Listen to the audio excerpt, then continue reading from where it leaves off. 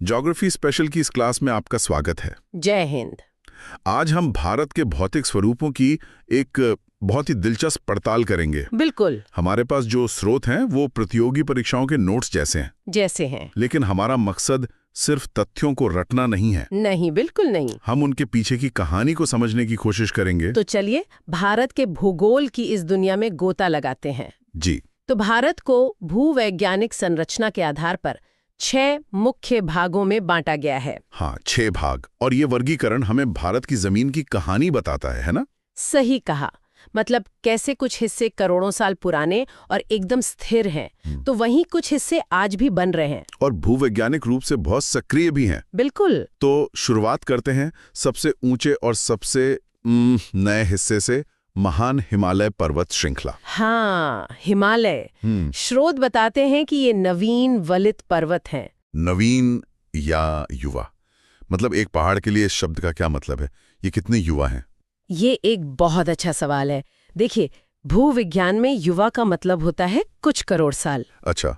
इनका निर्माण तब शुरू हुआ जब भारतीय प्लेट यूरेशियाई प्लेट से टकराई। और ये टक्कर आज भी जारी है। जी हाँ, और यही वजह है कि हिमालय आज भी ऊंचा उठ रहा है। ये एक अस्थिर क्षेत्र है। तो इसका मतलब भूकंप और भूस्खलन का खतरा यहाँ हमेशा बना रहता है। बिल्कुल।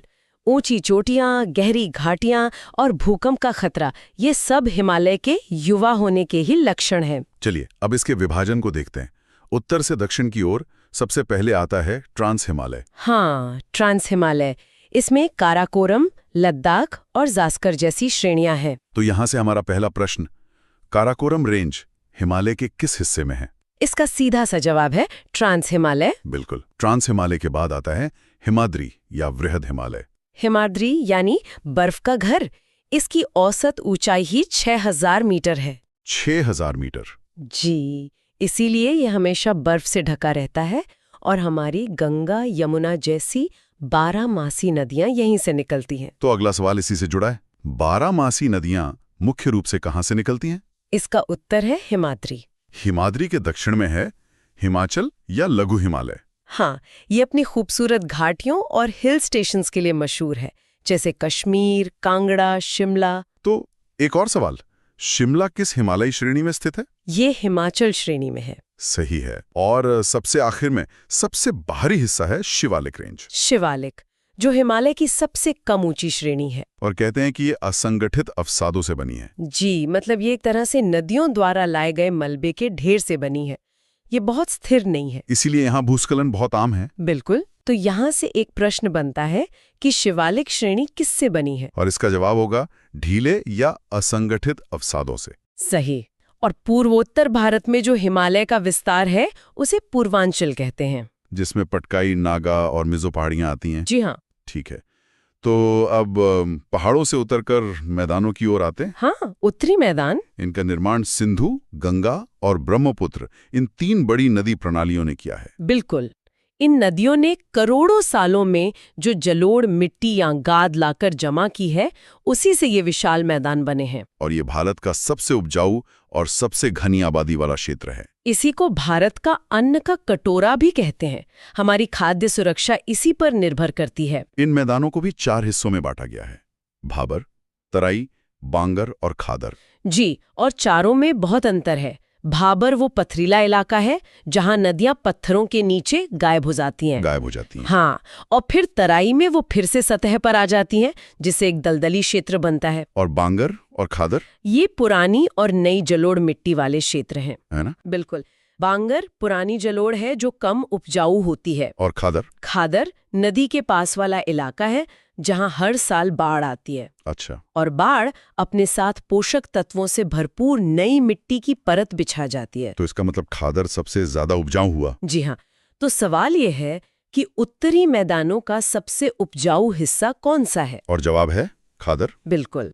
चलिए अब भारत के सबसे युवा हिस्से से सबसे पुराने हिस्से की ओर चलते हैं, प्रायद्वीपीय पठार। हाँ, ये भारत का सबसे पुराना और सबसे स्थिर भूभाग है। ये प्री कैम्ब्रियन चट्टानों से बना है, मतलब अरबों साल पुराना, और खनिजों से भरपूर है। इसे 2 मुख्य भागों में बांटा गया है। नर्मदा नदी के उत्तर में मध्य उच्च भूमि, जिसमें मालवा, बुंदेलखंड और सबसे महत्वपूर्ण छोटा नागपुर का पठार शामिल है। और छोटा नागपुर पठार किस लिए प्रसिद्ध है, ये हमारा अगला प्रश्न है। ये खनिजों का भंडार है। कोयला, लोहा, बॉक्साइट सब कुछ यहीं मिलता है।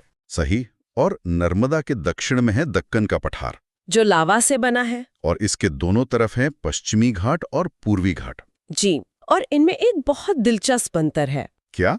पश्चिमी घाट एक निरंतर और ऊंची दीवार की तरह है, जबकि पूर्वी घाट असंतत हैं, मतलब टूटे फूटे हैं। हाँ, नदियों ने उन्हें कई जगहों से काट दिया है। तो यहां से एक सीधा सवाल बनता है, कौन से घाट निरंतर यानी कंटिन्यूअस हैं? इसका उत्तर है पश्चिमी घाट। बहुत बढ़िया। अब चलते हैं भारत के शुष्क क्षेत्र थार मरुस्थल की ओर। हाँ, पश्चिमी राजस्थान में यहाँ बारिश 150 मिलीमीटर से भी कम होती है। और यहाँ रेत के बड़े बड़े टीले मिलते हैं जिन्हें बरखान कहते हैं। जी, इस क्षेत्र की एक महत्वपूर्ण नदी है लूनी। और लूनी के बारे में एक अजीब बात यह है कि वो समुद्र तक पहुंच ही नहीं पाती। सही कहा, वो कच्छ के रण में जाकर विलीन हो जाती है। तो यही हमारा अगला सवाल है, लूनी नदी कहाँ जाकर गिरती है? ये किसी सागर में नहीं, बल्कि कच्छ के रण में विलीन हो जाती है। ठीक है, अब आते हैं तटीय मैदानों पर। भारत के दोनों ओर समुद्र के किनारे संकरे मैदान हैं। पश्चिमी तटीय मैदान संकरे हैं।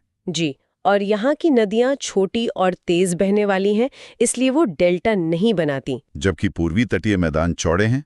और महानदी, गोदावरी, कृष्णा, कावेरी जैसी बड़ी नदियाँ यहाँ विशाल डेल्टा बनाती हैं। तो सवाल सीधा है, डेल्टा मुख्य रूप से किस तट पर पाए जाते हैं? ये मुख्य रूप से पूर्वी तट पर पाए जाते हैं। शानदार।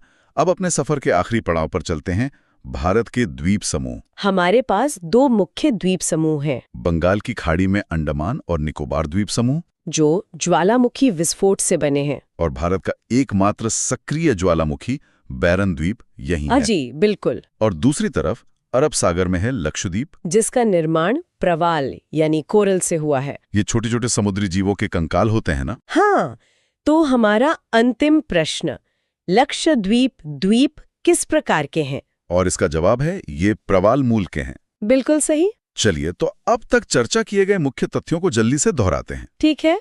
नवीन वलद पर्वत, हिमालय, सबसे पुराना भूभाग, प्रायद्वीपीय पठार, भारत का अन्न का कटोरा, उत्तरी मैदान, निरंतर घाट, पश्चिमी घाट, भारत का सक्रिय ज्वालामुखी, बैरन द्वीप, और सबसे उपजाऊ मिट्टी, खादर। बहुत बढ़िया।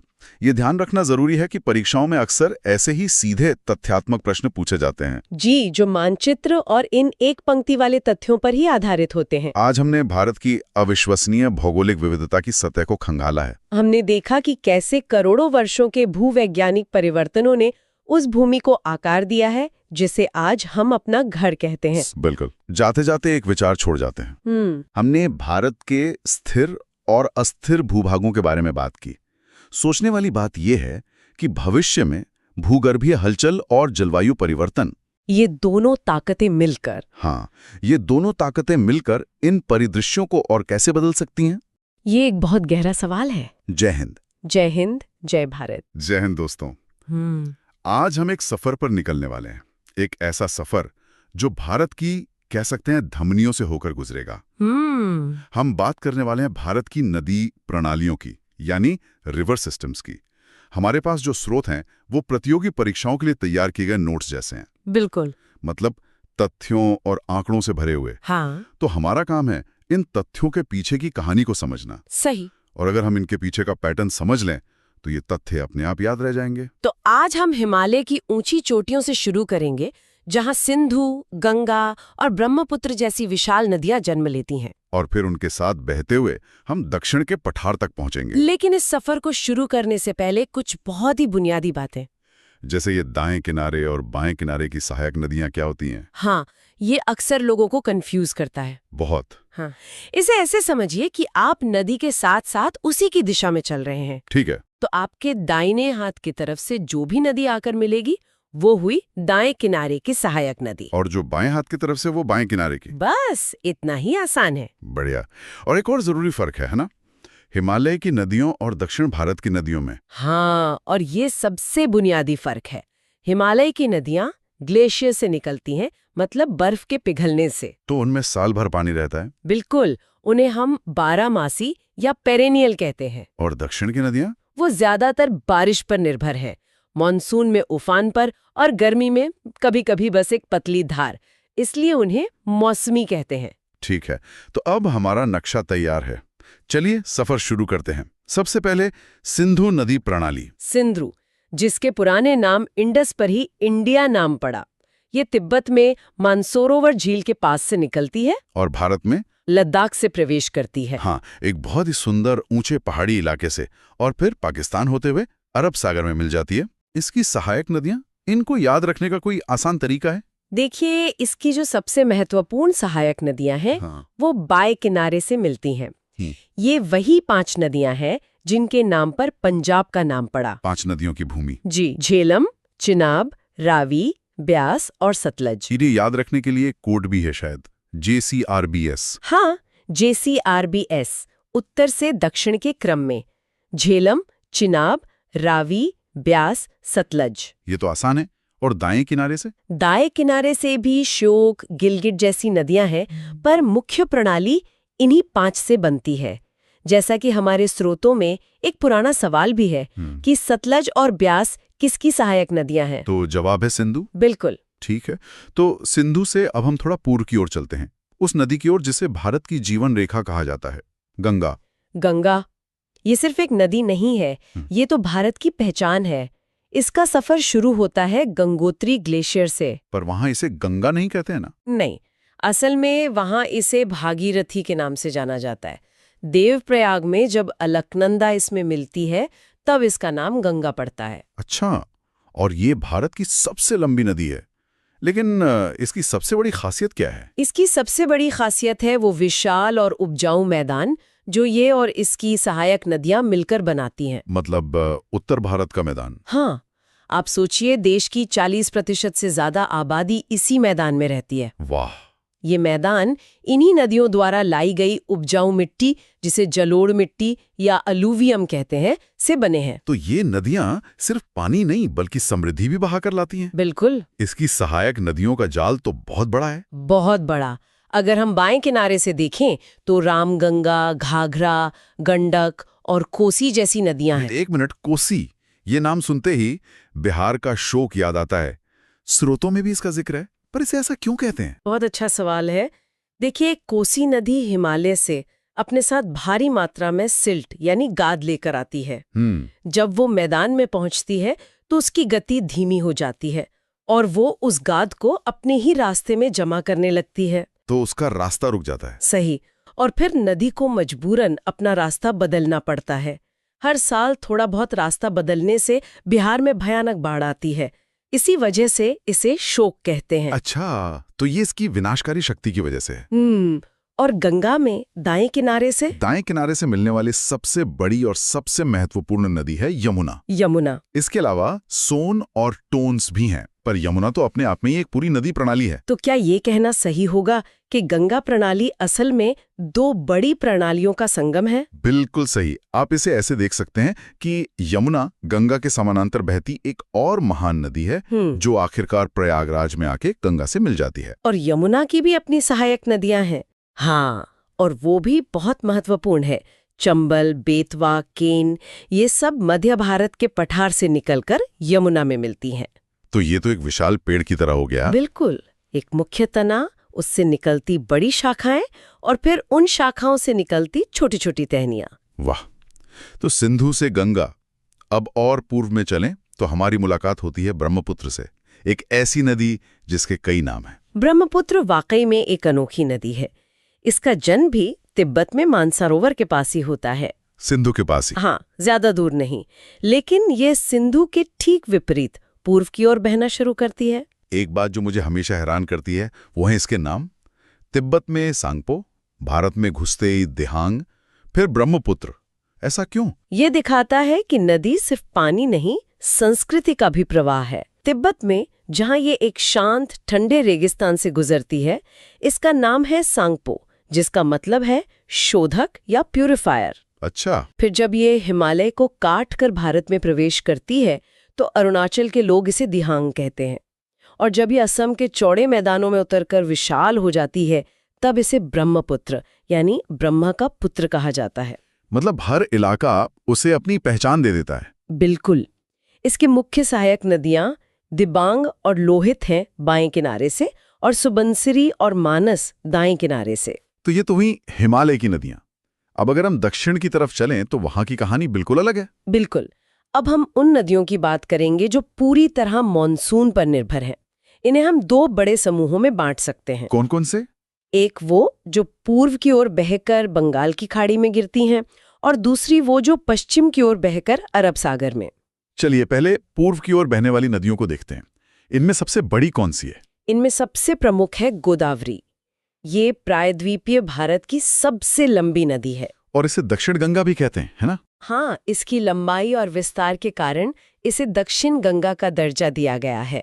ये महाराष्ट्र में नासिक के पास से निकलती है। गोदावरी के बाद आती है कृष्णा नदी, जो महाबलेश्वर से निकलती है। भीमा और तुंगभद्रा इसकी प्रमुख सहायक नदियां हैं। फिर कावेरी भी है, जिसे दक्षिण में बहुत पवित्र मानते हैं।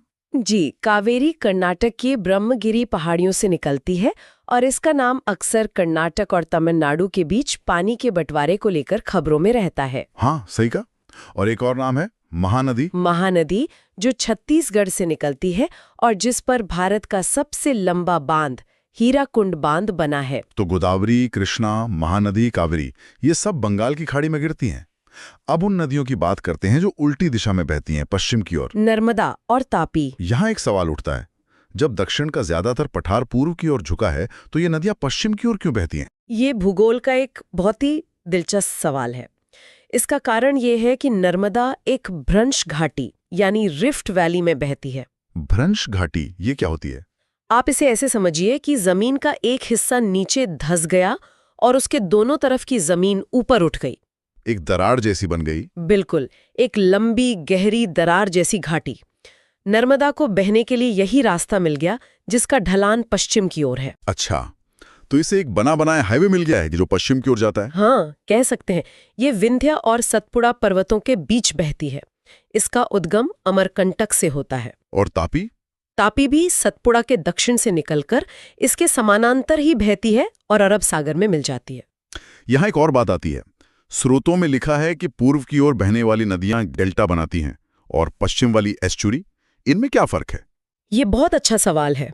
आप इसे ऐसे सोचिए, पूर्व की ओर बहने वाली नदियां जैसे गंगा या गोदावरी हजारों किलोमीटर का लंबा सफर तय करती हैं। जब वे समुद्र के पास पहुंचती हैं तो उनकी रफ्तार बहुत धीमी हो जाती है, जैसे कोई मैराथन धावक थक गया हो। बिल्कुल सही उपमा है। और वो अपने साथ लाई सारी मिट्टी और गाद को वहीं समुद्र के मुहाने पर जमा कर देती हैं। इससे एक त्रिभुज जैसा उपजाऊ इलाका बन जाता है। यही डेल्टा है। ठीक है, तो डेल्टा मतलब नदी का फैला हुआ उपजाऊ मुहाना। और एस्चुअरी? इसके ठीक उलट, नर्मदा जैसी नदियां एक संकरी घाटी से तेज रफ्तार से बहती हैं। वे एक स्प्रिंटर की तरह हैं जो पूरी रफ्तार से फिनिश लाइन पार करता है। सही। उनके पास अपनी मिट्टी जमा करने का न तो समय होता है न जगह। वे सीधे समुद्र में जा मिलती हैं और एक गहरा मुहाना बनाती हैं जहां नदी का मीठा पानी और समुद्र का खारा पानी मिलता है। इसी को एस्चुएरी कहते हैं। वाह, ये तो बहुत साफ हो गया। डेल्टा यानी धीमांत और एस्चुएरी मतलब तेज संगम। बिल्कुल। ठीक है, तो हमने बहुत कुछ कवर कर लिया है। चलिए जल्दी से मुख्य बातों को दोहराते हैं। जरूर। भारत की सबसे लंबी नदी गंगा। और प्रायद्वीपीय भारत की सबसे लंबी नदी गोदावरी। बिहार का शोक कोसी। और भ्रंश घाटी में बहने वाली नदी नर्मदा। बहुत बढ़िया। तो आज हमने देखा कि ये नदियां सिर्फ लकीरें नहीं हैं, ये भारत के भूगोल को, यहाँ की मिट्टी को और यहाँ के लोगों की जिंदगी को आकार देती हैं। और इस पर सोचने वाली बात यह है कि ये नदियां सिर्फ भूगोल या इतिहास का हिस्सा नहीं है, ये हमारे वर्तमान और भविष्य की भी जीवन रेखाएं हैं। आज जब हम जलवायु परिवर्तन और जल संकट की बात करते तो इन नदियों का स्वास्थ्य ही हमारे देश के स्वास्थ्य का पैमाना बन जाता है। ये सोचने वाली बात है कि जिन नदियों ने सदियों से हमारी सभ्यताओं को पाला है, क्या हम आज उनकी देखभाल कर पा रहे हैं? एक बहुत ही जरूरी सवाल। इसी विचार के साथ जय हिंद, जय भारत। जय हिंद दोस्तों, आज हम भारत के मौसम के दिल में उतरेंगे, यानी भारतीय मानसून। ये सिर्फ बारिश की बूंदें नहीं है, ये भारत की धड़कन है। ये कैसे काम करता है, क्यों कभी ये अमृत बरसाता है और कभी सूखे की वजह बन जाता है। हमारे पास जलवायु भूगोल पर कुछ बहुत दिलचस्प नोट्स हैं और आज हम इन्हीं की गहराई में जाएंगे, परत दर परत। तो आज की इस चर्चा का सफर कैसा रहेगा? सबसे पहले हम समझेंगे कि जलवायु का असल मतलब क्या है और भारत की जलवायु को उष्णकटिबंधीय मानसूनी क्यों कहते हैं। इसके बाद हम उस विशाल इंजन को देखेंगे जो मानसून को चलाता है। फिर हम आसमान की तेज रफ्तार नदियों यानी जेट स्ट्रीम्स की दिलचस्प भूमिका पर बात करेंगे। हम भारत के 4 प्रमुख मौसमों की यात्रा करेंगे: सर्दी, गर्मी, मानसून और लौटता हुआ मानसून। फिर मानसून की 2 शक्तिशाली शाखाओं को ट्रैक करेंगे और देखेंगे कि ये कैसे पूरे देश में बारिश फैलाती हैं। और फिर वैश्विक घटनाओं एल नीनो और ला नीना का हमारे मानसून पर असर समझेंगे। अंत में उष्णकटिबंधीय चक्रवातों पर भी एक नजर डालेंगे। ठीक है, चलिए इसे खोलते हैं। शुरुआत सबसे बुनियादी चीज से करते हैं। हम अक्सर मौसम और जलवायु इन 2 शब्दों का इस्तेमाल करते हैं। इनमें फर्क क्या है, और जब हम भारत की जलवायु की बात करते हैं तो इसका क्या मतलब है? ये एक बेहतरीन शुरुआती बिंदु है। देखिए, मौसम तो मतलब आज का हाल है। आज धूप है, आज बादल हैं, ये बहुत शॉर्ट टर्म है। लेकिन जलवायु किसी जगह की लॉन्ग टर्म पर्सनालिटी है। आप समझिए कि लगभग 30-40 साल के मौसम का औसत। और भारत की जो पर्सनालिटी है वो है उष्णकटिबंधीय मानसूनी। उष्णकटिबंधीय क्योंकि हम कर्क रेखा के पास हैं, और मानसूनी इसका मतलब हवाओं का वो उलटना जिसके बारे में हमने स्कूल में पढ़ा था। बिल्कुल। इसकी सबसे खास बात यही है कि मौसम के साथ हवाओं की दिशा पूरी तरह पलट जाती है। गर्मियों में नम हवाएं समुद्र से जमीन की ओर, और सर्दियों में सूखी हवाएं जमीन से समुद्र की ओर।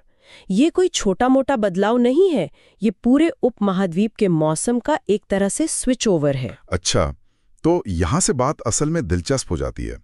ये जो इतना बड़ा उलटफेर है, ये होता क्यों है? मतलब कोई एक बड़ा सा स्विच है क्या जिसे प्रकृति ऑन ऑफ करती है? उत्तर पश्चिम का इलाका एक तवे की तरह तेजी से गर्म हो जाता है, जबकि समंदर को गर्म होने में ज्यादा वक्त लगता है। एकदम सही।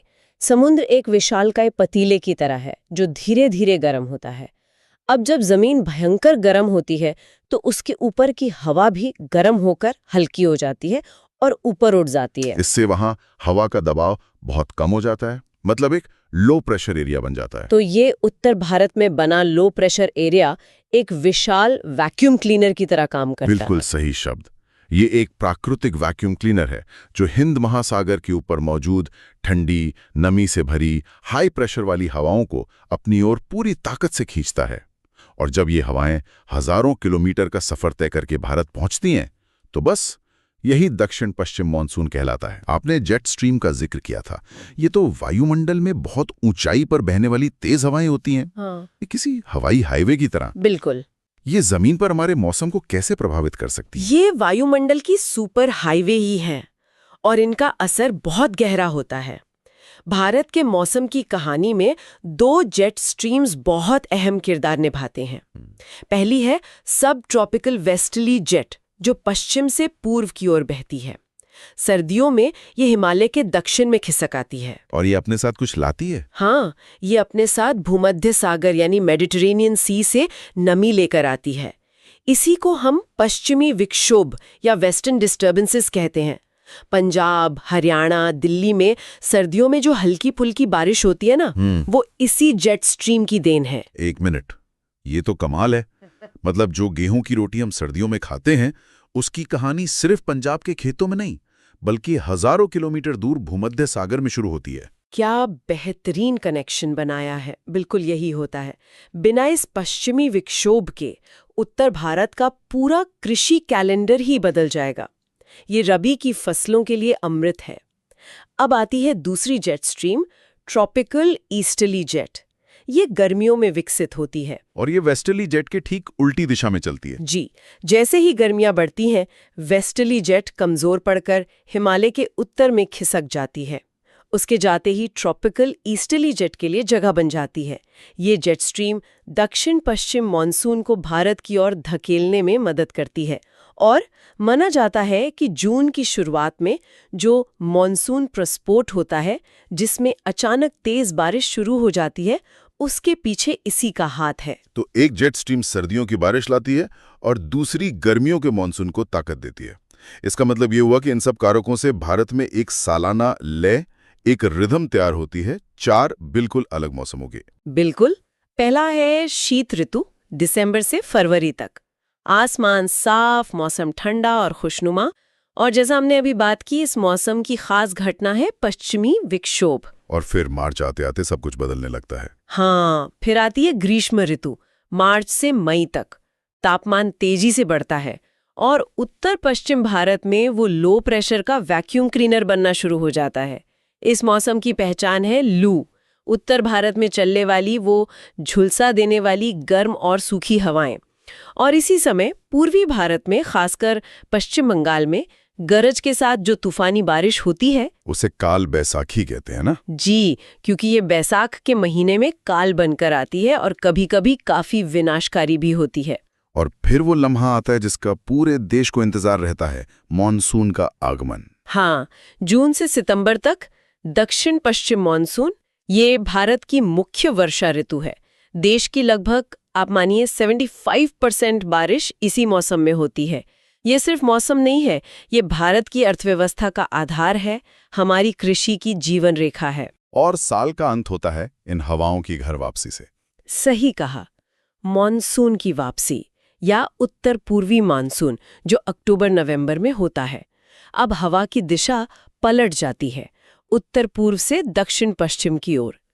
ये हवाएं जब बंगाल की खाड़ी के ऊपर से गुजरती हैं तो वहां से ढेर सारी नमी उठा लेती हैं और सीधा जाकर तमिलनाडु के तट से टकराती हैं। इसीलिए तमिलनाडु को अपनी ज्यादातर बारिश इसी लौटते हुए मॉनसून से मिलती है। हमारे नोट्स में मानसून की 2 शाखाओं के बारे में भी बताया गया है। जब मानसून भारत में आता है तो ये बढ़ जाता है। ये कैसे होता है? ये भारत की भौगोलिक बनावट का कमाल है। जब मानसूनी हवाएं भारतीय प्रायद्वीप की दक्षिणी नोक पर पहुंचती हैं तो भारत के त्रिभुजाकार आकार की वजह से वे 2 धाराओं में बंट जाती हैं, एक अरब सागर शाखा और दूसरी बंगाल की खाड़ी शाखा। और जाहिर है इन दोनों का रास्ता और असर भी अलग अलग होता होगा। बिल्कुल, अरब सागर शाखा ज्यादा शक्तिशाली मानी जाती है। ये सीधे जाकर पश्चिमी घाट की ऊंची पहाड़ियों से टकराती है। अब ये पहाड़ एक दीवार की तरह खड़े हैं तो हवा को मजबूरन ऊपर उठना पड़ता है। वो ठंडी होती है और अपनी सारी नमी वहीं बरसा देती है। इसी वजह से मुंबई, गोवा, केरल के तटीय इलाकों में भयंकर बारिश होती है। लेकिन उन पहाड़ों की दूसरी तरफ क्या होता है? यही तो सबसे दिलचस्प बात है। जैसे ही ये हवाएं घाट को पार करके दूसरी तरफ, मतलब दक्कन के पठार पर उतरती हैं, वे अपनी सारी नमी खो चुकी होती हैं। इसलिए ये पूरा इलाका वृष्टि छाया क्षेत्र यानी रेन शैडो रीजन बन जाता है। पुणे, जो मुंबई से ज्यादा दूर नहीं है, इसी वजह से बहुत कम बारिश पाता है। अच्छा, तो एक तरफ बाढ़ जैसे हालात और कुछ ही किलोमीटर दूर सूखे जैसी स्थिति। जी, सब उन पहाड़ों का खेल है। और जो बंगाल की खाड़ी शाखा है वो उत्तर पूर्व की ओर बढ़ती है। इसकी सबसे शक्तिशाली धारा सीधे मेघालय की गारो, खासी और जयंतिया पहाड़ियों से जाकर टकराती है। इन पहाड़ियों की बनावट एक कीप मतलब फनल जैसी है। ये नमी वाली हवाओं को अपने अंदर फंसा लेती है। नतीजा, दुनिया में सबसे ज्यादा बारिश। इसीलिए मेघालय का मासिनराम धरती का सबसे नम स्थान है। ये वितरण वाकई में बहुत असमान है। एक तरफ मासिनराम और दूसरी तरफ पश्चिमी राजस्थान और लद्दाख। क्योंकि वहां तक पहुंचते पहुंचते हवाएं अपनी सारी नमी खो चुकी होती हैं। भारत में सबसे कम बारिश लेह में दर्ज की जाती है। अब जरा वैश्विक तस्वीर पर आते हैं। हम अक्सर एल नीनो और ला नीना के बारे में सुनते हैं। ये तो प्रशांत महासागर में होता है, जो भारत से बहुत दूर है। तो वहां पानी के गर्म या ठंडा होने से हमारे मानसून पर क्या फर्क पड़ता है? ये शानदार सवाल है। इसे टेलीकनेक्शन कहते हैं। ये ऐसा है जैसे आप तालाब के एक कोने में पत्थर फेंकें और लहरें दूसरे कोने तक पहुंच जाएं। एल नीनो के दौरान पूर्वी प्रशांत महासागर यानी दक्षिण अमेरिका के तट के पास समुद्र की सतह का पानी असामान्य रूप से गर्म हो जाता है। और इस गर्मी का असर हमारे मॉनसून पर कैसे पड़ता है? ये गर्मी वहां के वायुमंडलीय सर्कुलेशन को बिगाड़ देती है। इसका सीधा असर ये होता है कि ये भारतीय मॉनसून के उस इंजन को, उस वैक्यूम क्लीनर को कमजोर कर देता है।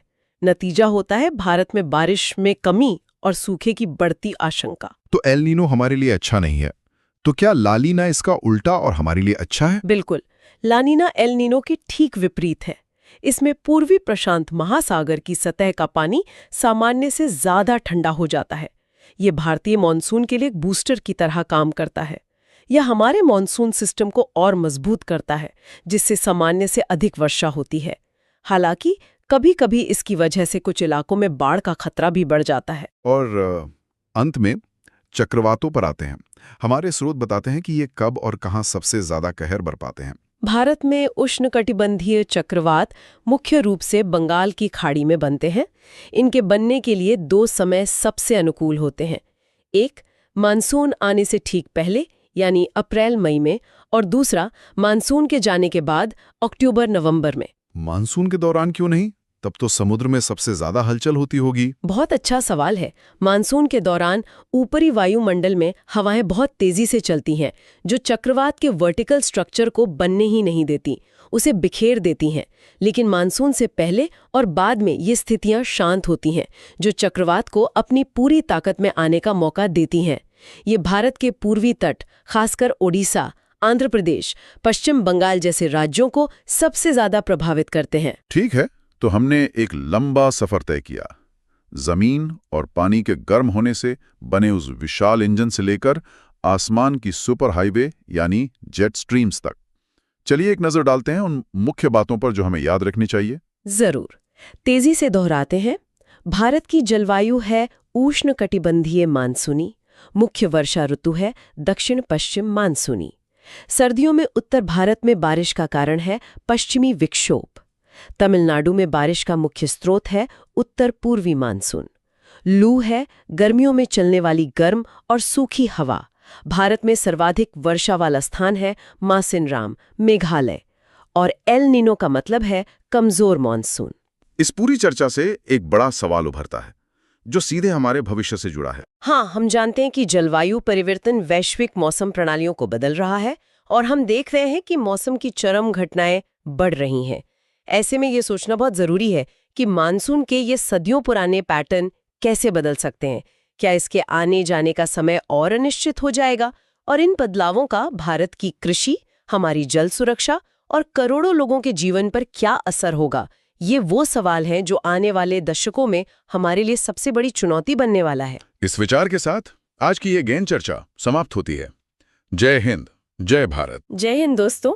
आज हम एक बहुत ही जमीनी विषय पर बात करने वाले हैं। सचमुच में हमारे सामने भारत की मिट्टी पर कुछ बेहतरीन नोट्स और रिसर्च है जी। तो आज का हमारा मिशन है भारत के अलग अलग मिट्टी के प्रकारों को समझना। ये मिट्टी सिर्फ जमीन नहीं है ना? नहीं, बिल्कुल नहीं। ये तो हमारी कृषि, हमारी अर्थव्यवस्था और मैं कहूँगा हमारी संस्कृति की नींव है। आज हम एक सफर पर निकलेंगे, उत्तर के मैदानों से लेकर दक्षिण के पठार तक, और देखेंगे कि जमीन का हर टुकड़ा अपनी अलग कहानी कैसे कहता है। बिल्कुल। और आज की चर्चा में हम इन स्रोतों के आधार पर भारत की जो 6 प्रमुख मिट्टियां हैं उनकी दुनिया में उतरेंगे। हम जानेंगे कि वो कैसे बनती हैं, उनकी क्या विशेषताएं हैं, और सबसे दिलचस्प कि उनमें कौन सी फसलें सबसे अच्छी उगती हैं। हाँ, और कैसे इन मिट्टियों ने न सिर्फ हमारी थाली को बल्कि हमारे इतिहास और भूगोल को भी शक्ल दी है। तो आज हम इन विषयों पर एक एक करके बात करेंगे। सबसे पहले जलोढ़ मिट्टी यानी एलुवियल सॉइल, फिर काली मिट्टी, ब्लैक सॉइल, उसके बाद लाल मिट्टी, रेड सॉइल, फिर आएगी लेटराइट मिट्टी, और फिर मरुस्थलीय, और अंत में पर्वतीय मिट्टी। जी। तो चलिए इस दिलचस्प सफर की शुरुआत करते हैं। आइए इसे खोलकर देखते हैं। तो सबसे पहले ये समझना जरूरी है कि मिट्टी असल में है क्या। ज्यादातर लोगों के लिए तो ये बस धूल है। हाँ, ये एक बहुत बड़ा भ्रम है। लेकिन स्रोत के अनुसार मिट्टी को पृथ्वी की सबसे ऊपरी जीवित परत समझना चाहिए। ये कोई मृत चीज नहीं है। जीवित परत, ये तो बहुत दिलचस्प है। जी, ये चट्टानों के हजारों लाखों साल तक टूटने फूटने से बनती है, जिसे वेदरिंग कहते हैं। और सबसे जरूरी बात, ये एक पूरा इकोसिस्टम है जो पौधों को पोषण देता है, पानी देता है, सहारा देता है। और इसके बनने के पीछे कई कारण होते हैं। हमारे स्रोत में 5 मुख्य कारक बताए गए हैं। मूल चट्टान, हाँ, मतलब पेरेंट रॉक, फिर जलवायु, धरातल, समय, और 5वां वनस्पति। करते तो सभी हैं, लेकिन यहाँ एक बहुत ही दिलचस्प बात है। इन 5 में से 2 कारक सुपरस्टार हैं, जलवायु और मूल चट्टान। अच्छा। किसी भी जगह की मिट्टी कैसी होगी, उसका रंग, उसकी बनावट, ये मुख्य रूप से इन्हीं 2 बातों पर निर्भर करता है। ये एक तरह से मिट्टी का डीएनए तय करते हैं। तो चलिए इसी जानकारी के साथ भारत के दिल से शुरू करते हैं, जलोढ़ मिट्टी। इसे भारत की सबसे उपजाऊ मिट्टी कहा जाता है। आखिर ऐसी क्या खास बात है इसमें? इसकी खास बात इसकी उदारता में है। ये बनती है नदियों द्वारा लाए गए अवसादों से। सेडिमेंट्स। जी, सेडिमेंट्स।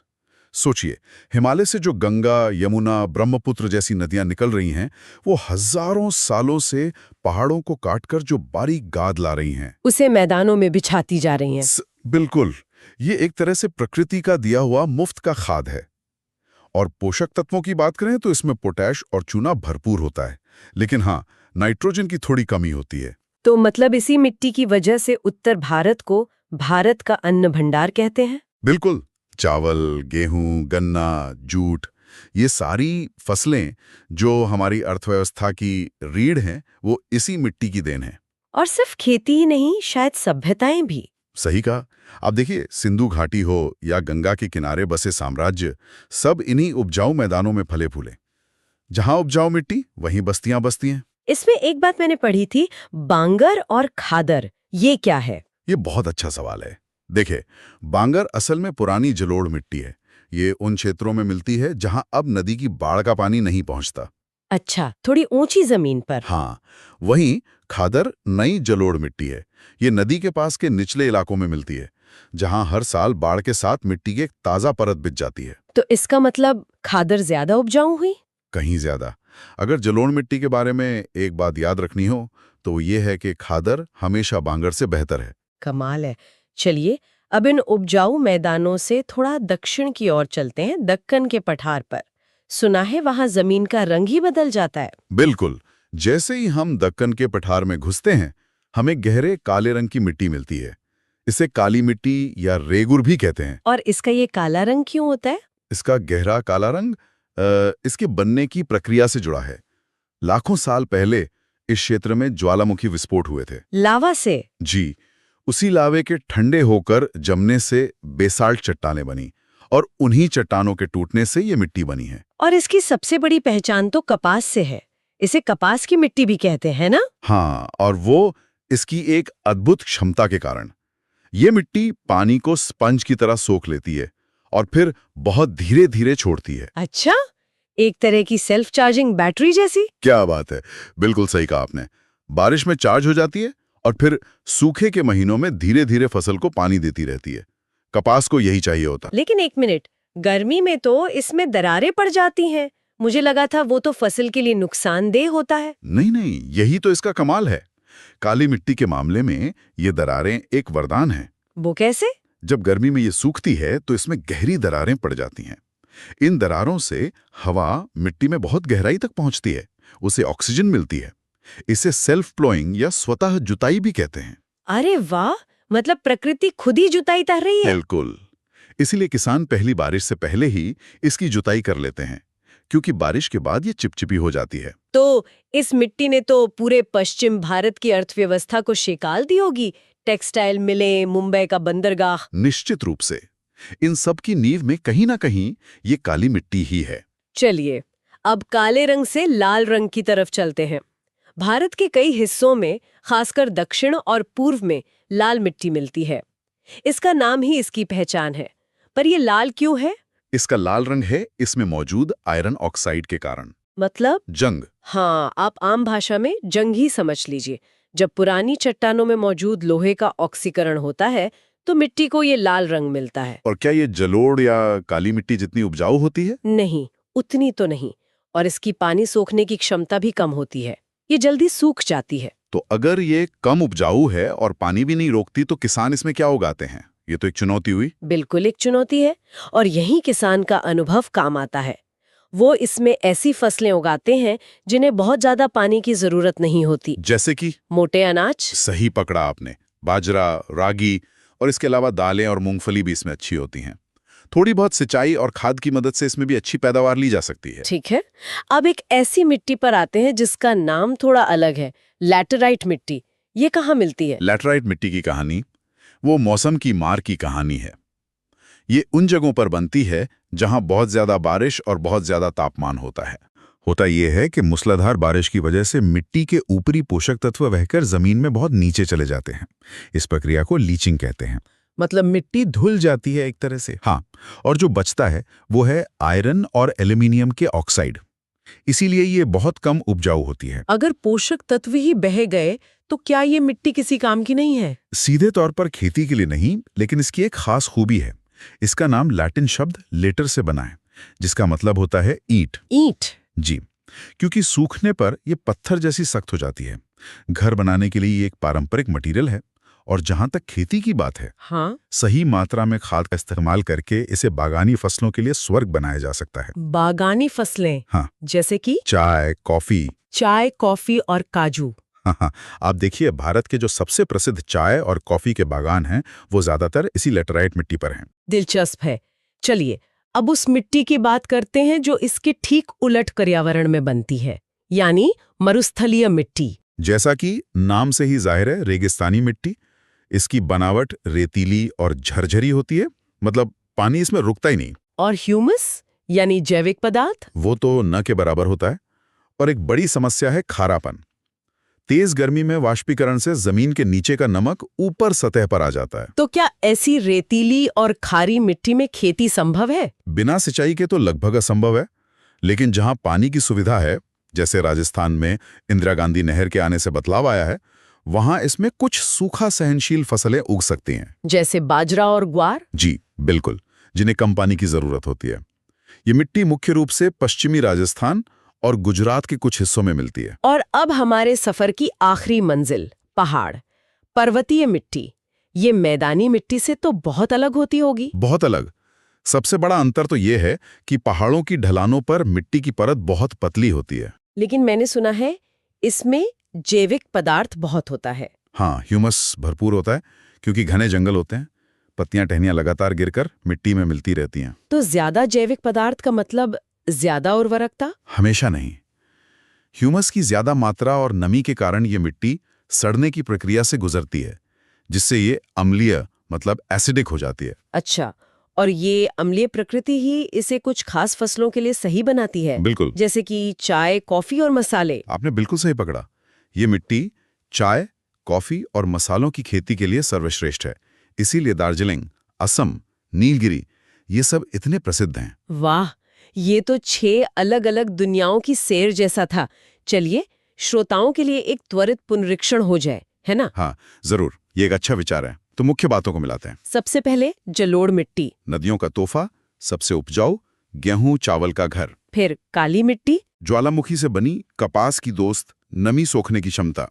लाल मिट्टी, इसका लाल रंग आयरन ऑक्साइड से, और ये मोटे अनाज के लिए है। लैटेराइट मिट्टी, ज्यादा बारिश की मार, लेकिन चाय कॉफी के लिए बेहतरीन। और मरुस्थलीय मिट्टी, रेतीली और खारी, पर सिंचाई से बाजरा संभव है। और अंत में पर्वतीय मिट्टी, जैविक पदार्थों से भरपूर लेकिन अम्लीय, जो ऐसे चाय के बागानों के लिए एकदम सही बनाती है। शानदार। अब कुछ वन लाइनर्स। मैं पहचान बताऊंगी, आप मिट्टी का नाम बताएंगे। ठीक है। कपास की मिट्टी, काली मिट्टी, भारत का अन्न भंडार बनाने वाली मिट्टी, जलोढ़ मिट्टी, ईंट जैसी मिट्टी जो चाय के लिए अच्छी है, लैटेराइट मिट्टी, और जंग लगे रंग वाली मोटे अनाज की मिट्टी, लाल मिट्टी। शानदार। ये पुनरीक्षण बहुत मददगार रहेगा। तो आज की इस चर्चा से ये साफ है कि भारत की मिट्टी में कितनी विविधता है। और यही विविधता हमारी कृषि को इतना समृद्ध बनाती है। बिल्कुल, हर क्षेत्र का खान पान, उसका आर्थिक इतिहास, सब कुछ वहाँ की मिट्टी से जुड़ा है। और ये हमें एक गहरे सवाल पर सोचने के लिए भी मजबूर करता है। जी। हमने देखा कि इन मिट्टियों को बनने में हजारों लाखों साल लगते हैं, पर आज जलवायु परिवर्तन और खेती के नए तरीकों से हम इस विरासत को बहुत तेजी से बदल रहे हैं। तो सोचने वाली बात यह है कि अगले 100 सालों में इन मिट्टियों की रूपरेखा कैसे बदल सकती है? क्या इनकी उर्वरता बनी रहेगी? और हमारी बढ़ती आबादी के लिए खाद्य सुरक्षा पर इसका क्या असर पड़ेगा? ये सच में एक गहरा सवाल है जिस पर हम सभी को सोचना चाहिए। मिट्टी एक अनमोल संसाधन है। इसे हम हल्के में नहीं ले सकते। आज के इस गहन विश्लेषण के लिए धन्यवाद। धन्यवाद। जय हिंद, जय भारत। जय हिंद दोस्तों। आज हम भारत के जंगलों की कहानी में उतर रहे हैं। हाँ। ये सिर्फ पेड़ पौधों की बात नहीं है, ये कहानी है पानी की, मौसम की और उन हालातों की जो तय करते हैं कि कहाँ जंगल हमेशा हरा भरा रहेगा और कहाँ सिर्फ कांटे उगेंगे। बिल्कुल।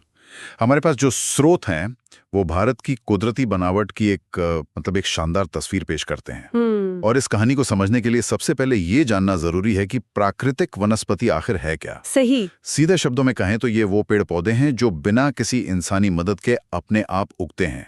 इन्हें किसी ने उगाया नहीं है, ये कुदरत की देन है। और इन स्रोतों को देखने पर एक बात साफ नजर आती है, इन जंगलों का मिजाज तय करने वाला सबसे बड़ा खिलाड़ी है जलवायु, खास तौर पर बारिश। हाँ, बारिश। तो आज हम एक तरह से मानसून के पीछे पीछे चलेंगे। हम देखेंगे कि कैसे पानी की ये यात्रा भारत के नक्शे पर कहीं हरे भरे जंगल उगाती है तो कहीं कंटीली झाड़ियां और कहीं पहाड़ों पर देवदार के पेड़। ये एक शानदार तरीका है इसे देखने का। तो हमारी इस यात्रा में हम 5 मुख्य पड़ावों पर रुकेंगे, है ना? जी। पहला है उष्णकटिबंधीय सदाबहार वन, ट्रॉपिकल एवरग्रीन फॉरेस्ट्स। फिर उष्णकटिबंधीय पर्णपाती वन, डेसिडुअस। उसके बाद कांटेदार वन, फिर पर्वतीय वन और आखिर में मैंग्रोव वन। तो चलिए शुरू करते हैं उस जगह से जहां मॉनसून सबसे पहले और सबसे जोरदार तरीके से दस्तक देता है, उष्णकटिबंधीय सदाबहार वन। सदाबहार नाम में ही सदाबहार है, यानी हमेशा हरे भरे। जब मैंने इन स्रोतों में वर्षा का नक्शा देखा तो एक पैटर्न साफ नजर आया। जहां जहां भी नक्शे का रंग गहरा नीला था, यानी 200 सेंटीमीटर से ज्यादा बारिश, हाँ, वहीं ये जंगल पाए जाते हैं। और ये कोई आम जंगल नहीं होते हैं। ये इतने घने होते हैं कि इन्हें रेन फॉरेस्ट भी कहते हैं। पेड़ों की कई परतें होती हैं, एक के ऊपर एक विशाल हरी चादर की तरह। बिल्कुल। सबसे ऊंचे पेड़ 50-60 मीटर तक चले जाते हैं और उनकी वजह से बनी घनी छतरी के कारण सूरज की रोशनी जमीन तक पहुंचने के लिए संघर्ष करती है। इसीलिए इन जंगलों के निचले हिस्सों में हमेशा अंधेरा और नमी का माहौल रहता है। जी। लेकिन एक सवाल मेरे मन में आ रहा है, अगर ये पेड़ हैं तो इनकी पत्तियां कभी तो झड़ती होंगी, फिर ये सदाबहार कैसे हुए? बहुत अच्छा सवाल है और यहीं पर इनकी खासियत छिपी है। ऐसा नहीं है कि इनके पत्ते नहीं झड़ते। अच्छा। लेकिन इन जंगलों में मौजूद हजारों प्रजातियों के पेड़ों के पत्ते गिराने का कोई एक तय मौसम नहीं होता। हर प्रजाति अपने हिसाब से साल के अलग अलग समय पर पत्ते गिराती है। ओहो। नतीजा ये होता है कि जंगल कभी भी पूरी तरह से वीरान या पतझड़ का शिकार नहीं दिखता। वो हमेशा हरा भरा ही नजर आता है। अच्छा, तो ये एक सामूहिक भ्रम जैसा है। और हमारे स्रोतों के मुताबिक इन जंगलों की लकड़ी बहुत सख्त और कीमती होती है। Ebony, mahogany, rosewood, rubber. हाँ, हार्डवुड। और ये हमें मिलेंगे पश्चिमी घाट के पश्चिमी ढलानों पर, उत्तर पूर्वी राज्यों में और अंडमान निकोबार द्वीप समूह में। ये वही इलाके हैं जहां दक्षिण पश्चिम मानसून सबसे पहले पहुंचता है। बिल्कुल। अब सोचिए, जैसे जैसे ये मानसूनी हवाएं जमीन के अंदरूनी हिस्सों की तरफ बढ़ती हैं, उनकी नमी कम होने लगती है। हाँ, कम होती जाती है। बारिश 200 सेंटीमीटर से घटकर 70 से 200 सेंटीमीटर के बीच आ जाती है और यहीं पर भारत का असली सबसे विशाल जंगल हमें मिलता है, उष्णकटिबंधीय पर्णपाती वन। जी। इन्हें मानसूनी वन भी कहा जाता है और ये भारत के सबसे बड़े हिस्से में फैले हुए हैं। ये सदाबहार वनों की तरह हमेशा एक जैसे नहीं रहते। इनमें मौसम के साथ एक बड़ा बदलाव आता है ना? हाँ, और वो बदलाव इनकी पहचान है। ये पेड़ बहुत समझदार होते हैं। अच्छा। जब शुष्क मौसम आता है, यानी गर्मियों की शुरुआत, जब पानी की कमी होने लगती है, तो ये अपनी सारी पत्तियां गिरा देते हैं। पानी बचाने के लिए? बिल्कुल। ये पानी बचाने का एक कुदरती तरीका है। उस वक्त जंगल एकदम वीरान और सूखे लगते हैं, लेकिन जैसे ही मानसून की पहली फुहार पड़ती है, इनमें मानो जान आ जाती है। हाँ, नई कोपलें फटती हैं और कुछ ही हफ्तों में पूरा जंगल फिर से हरा भरा हो जाता है। ये तो कमाल का रूपांतरण है। और इन जंगलों की आर्थिक अहमियत भी बहुत ज्यादा है। स्रोतों में सागवान मतलब टीक, साल, शीशम, चंदन और बांस जैसे पेड़ों का जिक्र है। जी। ये वो लकड़ियां हैं जिनसे हमारे घरों का फर्नीचर, दरवाजे और बहुत कुछ बनता है। तो ये सिर्फ जंगल नहीं, बल्कि हमारी अर्थव्यवस्था की रीढ़ भी है। बिल्कुल सही कहा। और बारिश की मात्रा के आधार पर इन्हें भी 2 हिस्सों में बांटा गया है। हाँ, मैंने भी ये पढ़ा। जहां 100 से 200 सेंटीमीटर बारिश होती है, उन्हें कहते हैं नम पर्णपाती या मॉइस्ट डेसिडुअस। ये ज्यादा घने होते हैं और पूर्वी भारत छोटा नागपर पठार में मिलते हैं। ठीक है। और जहां बारिश 70 से 100 सेंटीमीटर तक ही होती है, वहां शुष्क पर्णपाती मतलब ड्राई डेसिडुअस वन पाए जाते हैं, जैसे मध्य प्रदेश और उत्तर प्रदेश के बड़े इलाकों में। लेकिन भारत के हर हिस्से में मॉनसून इतना मेहरबान नहीं होता। जैसे जैसे हम पश्चिम की ओर बढ़ते हैं और बारिश 70 सेंटीमीटर से भी कम हो जाती है, तब हालात बदल जाते हैं। हाँ, पेड़ों का सिर्फ अपनी पत्तियां गिराने भर से काम नहीं चलता। यहाँ जिंदा रहने के नियम बिल्कुल बदल जाते हैं और हमें मिलते हैं कांटेदार वन, थॉर्न फॉरेस्ट्स। हाँ, यहाँ के पौधे रेगिस्तान के ऊंट की तरह हैं, कम से कम पानी में ज्यादा से ज्यादा वक्त गुजारने की कला में माहिर। सही। यहाँ आपको दूर दूर तक फैले पेड़ दिखेंगे, हरियाली कम और भूरा रंग ज्यादा। इन पौधों ने खुद को बचाने के लिए शानदार तरीके अपनाए हैं। जैसे कि कांटे? बिल्कुल, पत्तियां जितनी बड़ी होंगी, पानी का वाष्पीकरण उतना ही ज्यादा होगा। अच्छा। फूल, कीकर, खजूर और नागफनी मतलब कैक्टस जैसे नाम है, ये वो पौधे हैं जिन्हें हम राजस्थान, गुजरात, हरियाणा और दक्कन के पठार के उन हिस्सों से जोड़ते हैं जहां बारिश बहुत कम होती है। सही। ये दिखने में भले ही रूखे सूखे लगें, लेकिन ये उस इकोसिस्टम के लिए बेहद जरूरी हैं। कैसे? ये मिट्टी के कटाव को रोकते हैं और वहां रहने वाले जीवों को आसरा देते हैं। तो अब तक की हमारी यात्रा जमीन पर थी, अब जरा ऊंचाई पर चलते हैं। हिमालय की ओर। हाँ, भारत के उत्तरी हिस्से में हिमालय है और वहां का मौसम और वनस्पति मैदानी इलाकों से बिल्कुल अलग है। यहाँ पर्वतीय वनों की दुनिया है। और ये दुनिया बहुत अनोखी है। यहाँ आप एक ही पहाड़ पर चढ़ते हुए दुनिया के अलग अलग कोनों की जलवायु का अनुभव कर सकते हैं। अच्छा। जी। जैसे जैसे ऊंचाई बढ़ती है, तापमान गिरता है और पेड़ों का प्रकार पूरी तरह बदल जाता है। ये एक तरह की वर्टिकल क्लाइमेट यात्रा है। इसे थोड़ा और विस्तार से समझाइए। ये बदलाव होता कैसे है? देखिए, लगभग 1000 से 2000 मीटर की ऊंचाई पर जहां मौसम ठंडा और नम रहता है, वहां हमें चौड़ी पत्ती वाले पेड़ मिलते हैं, जैसे ओक और चेस्टनट। ठीक है। ये शीतोष्ण कटिबंधीय मतलब टेम्परेट जंगल कहलाते हैं। और फिर जब हम और ऊपर चढ़ते हैं? जब हम 2000 से 3000 मीटर की ऊंचाई पर पहुंचते हैं, तो शंकुधारी कॉनिफरस पेड़ों का राज शुरू हो जाता है।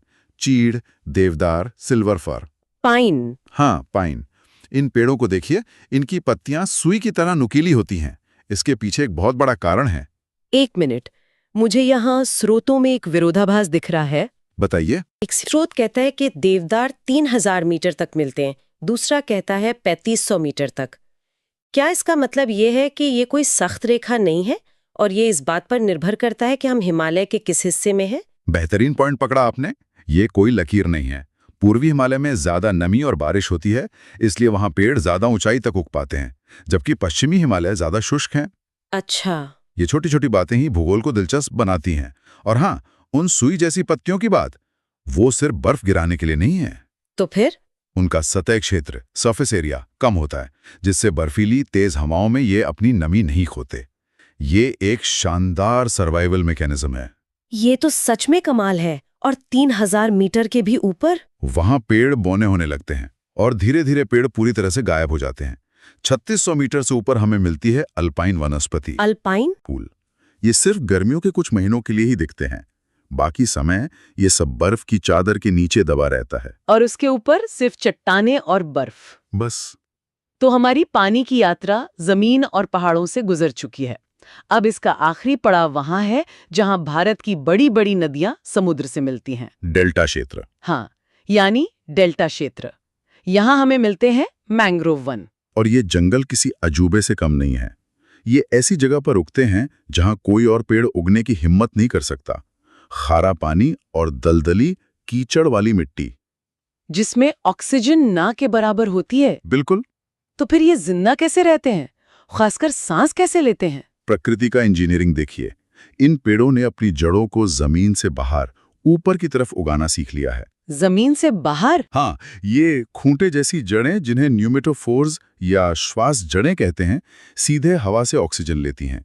ये दलदल से बाहर निकले हुए स्नॉर्कल की तरह काम करती हैं। ये तो अविश्वसनीय है। इसका सबसे बड़ा उदाहरण तो सुंदरबनी है, गंगा ब्रह्मपुत्र डेल्टा में। बिल्कुल। सुंदरबन दुनिया का सबसे बड़ा मैंग्रोव जंगल है। और कमाल की बात यह है कि सुंदरबन का नाम जिस सुंदरी पेड़ पर पड़ा है, उसकी लकड़ी इतनी मजबूत होती है और खारे पानी में टिकने वाली होती है। हाँ, कि सदियों से यहाँ के लोग उसी से अपनी नामें बनाते आए हैं।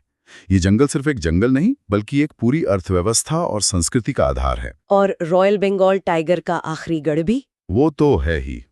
लेकिन हमारे स्रोतों में एक चिंताजनक बात भी है। ये जंगल तटीय इलाकों को सुनामी और चक्रवाती तूफानों से बचाने वाली पहली दीवार का काम करते हैं, पर अब बढ़ते समुद्री जल स्तर के कारण ये खुद खतरे में है। ये एक बहुत बड़ी चिंता का विषय है। सुंदरबन के अलावा ये जादुई जंगल हमें महानदी, गोदावरी, कृष्णा और कावेरी नदियों के डेल्टा में भी मिलते हैं। ये हमारे तटीय पारिस्थितिकी तंत्र के रक्षक हैं। तो हमारी ये पूरी यात्रा मानसून के साथ शुरू होकर मैदानों, पठारों, पहाड़ों से गुजरकर समुद्र के किनारे खत्म हुई। चलिए एक बार जल्दी से इसे समेटते हैं। हाँ, एक क्विक रिकैप। तो जहां बारिश का जोर सबसे ज्यादा 200 सेंटीमीटर से पार, वहां मिलते हैं सदाबहार वन, घने, हमेशा हरे भरे। जहां बारिश संतुलित है लेकिन मौसमी है, यानी भारत का दिल, वहां पर्णपाती वन या मानसूनी वन, जो मौसम के साथ अपना रंग बदलते हैं। और जहां बारिश नाम मात्र की होती है, वहां कांटेदार वन, जो कम पानी में जीना जानते हैं। ऊंचे पहाड़ों पर जहां तापमान गिरता है, वहां पर्वतीय वन, जहां चीड़ और देवदार जैसे शंकुधारी पेड़ मिलते हैं। और जहां नदी और समुद्र का मिलन होता है, वहां मैंग्रोव वन, अपनी जादुई सांस लेने वाली जड़ों के साथ। बहुत बढ़िया। इस पूरी जानकारी को याद रखने के लिए एक आखिरी नजर डाल लेते हैं। हाँ, इसे एक छोटी सी तालिका की तरह सोच सकते हैं। सदाबहार वन, 200+ सेंटीमीटर वर्षा, एबोनी जैसा पेड़, इलाका पश्चिमी घाट। ठीक है। पर्णपाती वन, 70 से 200 सेमी वर्षा, सागौन जैसा पेड़, इलाका मध्य भारत। कांटेदार वन, 70 सेंटीमीटर से कम वर्षा, बबूल जैसा पेड़, इलाका राजस्थान। पर्वतीय वन, ऊंचाई पर निर्भर, देवदार जैसा पेड़, इलाका हिमालय। और अंत में मैंग्रोव वन, तटीय डेल्टा, सुंदरी जैसा पेड़ और इलाका सुंदरबन। बिल्कुल, ये तुलना हर जंगल की पहचान को दिमाग में बिठाने में मदद करती है। सही। आज हमने देखा कि कैसे सिर्फ एक कारक, पानी, भारत के भूभाग पर इतनी तरह की विविधता रचता है। हर जंगल अपनी जगह पर एक विजेता है, हाँ, जिसने वहां के मुश्किल हालातों में जीना सीखा है। और ये हमें एक बहुत जरूरी सवाल पर लाकर खड़ा करता है। क्या? जब जलवायु परिवर्तन से बारिश का पैटर्न बदल रहा है, तो इन नाजुक और खूबसूरत जंगलों के भविष्य का क्या होगा? यह निश्चित रूप से सोचने वाली बात है और शायद एक और गहरी बातचीत का विषय भी।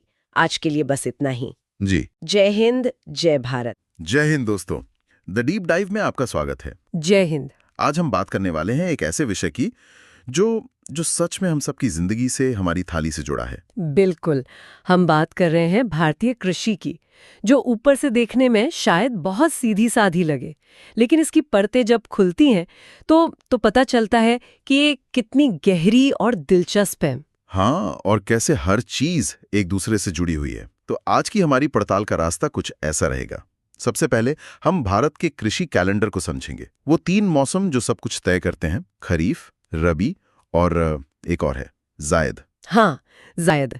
फिर हम देश की कुछ कह सकते हैं सुपरस्टार फसलों के बारे में जानेंगे, जैसे चावल, गेहूं, और फिर नकदी फसलें जैसे कपास और जूट। और जब आसमान से पानी न बरसे तो हमारे खेत प्यासे कैसे नहीं रहते, इस पर भी बात करेंगे, मतलब सिंचाई के तरीके। और अंत में उस एक बड़ी घटना पर जिसने भारत में खेती की तस्वीर हमेशा के लिए बदल दी, हरित क्रांति। तो एक पूरा सफर है, मानसून की पहली बूंद से लेकर हमारी थाली तक का।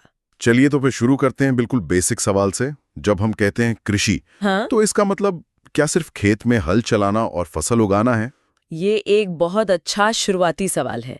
नहीं, कृषि का मतलब सिर्फ फसलें उगाना नहीं है, इसमें पशुपालन भी आता है।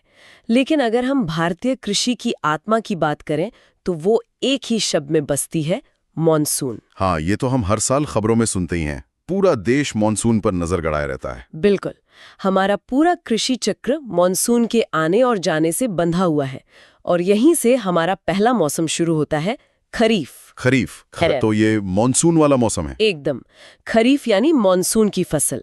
जैसे ही जून जुलाई में दक्षिण पश्चिम मॉनसून आता है, किसान बुआई शुरू कर देते हैं। इन फसलों मतलब पानी की बहुत ज्यादा जरूरत होती है। और कटाई कब होती है इनके? कटाई होती है सितंबर अक्टूबर के आसपास, जब मॉनसून लौटने लगता है। तो वो जो बारिश में हरे भरे खेतों की तस्वीर हमारे दिमाग में आती है, वो असल में खरीफ की फसलें हैं। इसमें मुख्य फसलें कौन कौन सी हैं? चावल तो हो गई। हाँ, चावल तो खरीफ का राजा है। उसे पानी से भरे खेत बहुत पसंद है। चावल के अलावा मक्का, जूट, कपास, बाजरा ये सब खरीफ की ही फसलें हैं। अच्छा, तो खरीफ के बाद आता है रबी का मौसम। ये इससे बिल्कुल अलग हो गया ना? एकदम उल्टा। मॉनसून के जाने के बाद जब अक्टूबर-नवंबर में हल्की ठंड शुरू होती है, तब रबी की बुवाई होती है। तो इन्हें पानी कम चाहिए होता है? हाँ, खरीफ के मुकाबले बहुत कम। इन्हें उगने के लिए ठंडा मौसम चाहिए और पकने के टाइम पे थोड़ी गर्मी। मार्च-अप्रैल तक इनकी कटाई हो जाती है। और सर्दियों में जो कभी-कभी बारिश होती है, वो इनके लिए अच्छी होती होगी? अरे वो तो अमृत की तरह होती है। गेहूं जो हमारी रोटियों का आधार है, वो रबी की ही सबसे बड़ी फसल है। इसके अलावा जौ, चना और सरसों भी रबी में ही आते हैं। यहाँ एक बात दिलचस्प है। हम सुनते हैं कि हरित क्रांति का सबसे ज्यादा फायदा पंजाब हरियाणा को मिला, चावल और गेहूं दोनों में। लेकिन चावल है खरीफ की फसल जिसे बहुत पानी चाहिए, और गेहूं है रबी की जिसे कम। तो एक ही इलाका इन दो बिल्कुल अलग जरूरतों वाली फसलों में टॉप पर कैसे आ गया? वाह, ये एक बेहतरीन सवाल है और इसका जवाब हमें सीधे ले जाता है सिंचाई के महत्व पर। इसका जवाब है नहरें और ट्यूबवेल। पंजाब हरियाणा में मॉनसून के बाद भले ही बारिश कम हो, लेकिन वहां नदियों का जाल है, जमीन के नीचे पानी है, जिसे सिंचाई के जरिए खेतों तक पहुंचाया गया। बिल्कुल। इसी वजह से वो खरीफ में चावल भी उगा पाए और रबी में गेहूं भी। और एक तीसरा मौसम भी है, जायद। ये तो बहुत कम लोग जानते हैं। हाँ, क्योंकि ये एक तरह का आप कह सकते हैं बोनस सीजन है। Bonus season? हाँ, जब मार्च-अप्रैल में रबी की फसल कट जाती है और जून-जुलाई में खरीफ की बुआई होनी होती है, तो बीच के जो 2-3 महीने की तेज गर्मी होती है, उसमें भी फसलें उगा ली जाती हैं। सा, खीरा, ये सब जायद की फसलें हैं। ये किसानों को 2 मुख्य सीजनों के बीच में एक अतिरिक्त आमदनी दे जाती हैं। अरे वाह, ये तो मैंने कभी ऐसे सोचा ही नहीं था। तो ये हो गए हमारे 3 मौसम। अब जरा कुछ खास फसलों पर आते हैं। चावल से शुरू करते हैं, जो आधे से ज्यादा भारत का मुख्य भोजन है। चावल, जैसा हमने कहा, खरीफ की फसल है। इसकी कुछ खास मांगे हैं। इसे गर्म और नमी वाली जलवायु चाहिए। तापमान चाहिए 25 डिग्री सेल्सियस के आसपास और बारिश 100 सेंटीमीटर से ज्यादा। और मिट्टी, क्या ये किसी भी मिट्टी में उग जाता है? नहीं, इसके लिए सबसे अच्छी होती है जलोढ़ मिट्टी, मतलब वो उपजाऊ मिट्टी जो नदियां अपने साथ बहा कर लाती हैं। ये मिट्टी पानी को पकड़ कर रखती है, जो चावल के लिए बहुत जरूरी है। तो इसका मतलब पश्चिम बंगाल, जहां गंगा का इतना बड़ा डेल्टा है, वो इसमें सबसे आगे होगा? एकदम सही पकड़ा आपने। पश्चिम बंगाल चावल का सबसे बड़ा उत्पादक है। उसके बाद उत्तर प्रदेश और पंजाब का नंबर आता है। ठीक है, अब आते हैं गेहूं पर। उत्तर भारत की शान। इसकी जरूरतें तो अलग होंगी। हाँ, गेहूं को ठंडा मौसम चाहिए। बारिश भी चावल से लगभग आधी, 50 से 75 सेंटीमीटर ही काफी है। लेकिन एक चीज कॉमन है। वो क्या? इसे भी जलोढ़ मिट्टी ही सबसे ज्यादा पसंद है। इसीलिए जो भारत का विशाल उत्तरी मैदान है, वो गेहूं का गढ़ है। उत्तर प्रदेश गेहूं का सबसे बड़ा उत्पादक है और उसके बाद पंजाब और हरियाणा। तो ये तो हो गई खाने वाली फसलें। अब बात करते हैं नकदी फसलों की, कैश क्रॉप्स। इसमें कपास का नाम सबसे पहले आता है। सुना है इसके लिए एक खास तरह की मिट्टी चाहिए? हाँ, कपास और काली मिट्टी की जोड़ी है। इस काली मिट्टी को रेगुर भी कहते हैं। इसकी खासियत यह है कि ये नमी को बहुत देर तक सोख कर रखती है। अच्छा। हाँ, तो कपास के पौधे को पानी मिलता रहता है। इसीलिए दक्कन का पठार, जहां ये मिट्टी है, मतलब महाराष्ट्र, गुजरात, ये इलाके कपास के सबसे बड़े उत्पादक है। और जूट, जिसे गोल्डन फाइबर भी कहते हैं? बिल्कुल। जूट भी एक खरीफ फसल है, जिसे गर्म और बहुत ज्यादा नमी वाला मौसम चाहिए। बारिश 150 सेंटीमीटर से भी ज्यादा। तो अगर मैं अंदाजा लगाऊं, इसे भी बहुत पानी और जलोढ़ मिट्टी चाहिए, तो क्या पश्चिम बंगाल यहां भी आगे है? आपका अंदाजा 100% सही है। पश्चिम बंगाल अकेले ही भारत का ज्यादातर जूट उगाता है।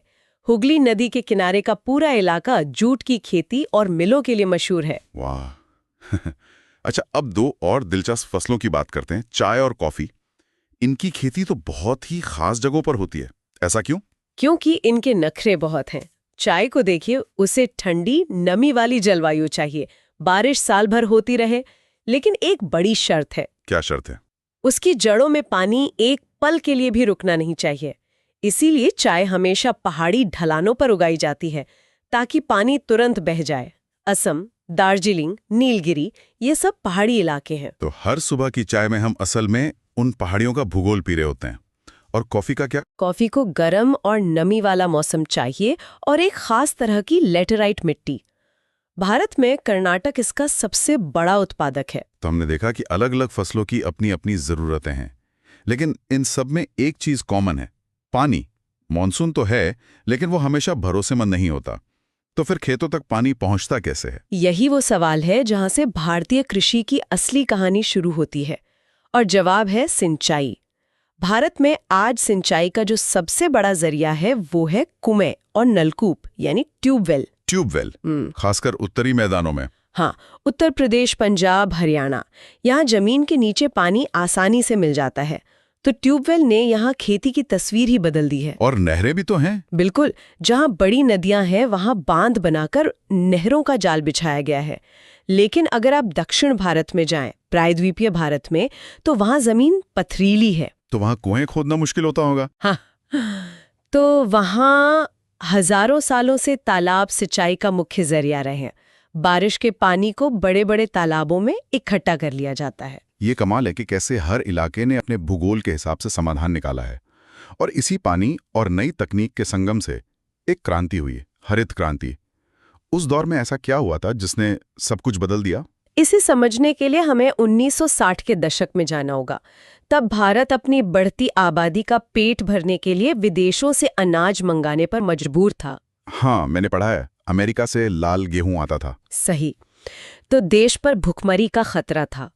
उस वक्त एक चमत्कार की जरूरत थी, और वो चमत्कार हुआ हरित क्रांति के रूप में। ये हुआ कैसे? मतलब क्या किया गया? ये बेसिकली एक पूरा पैकेज था।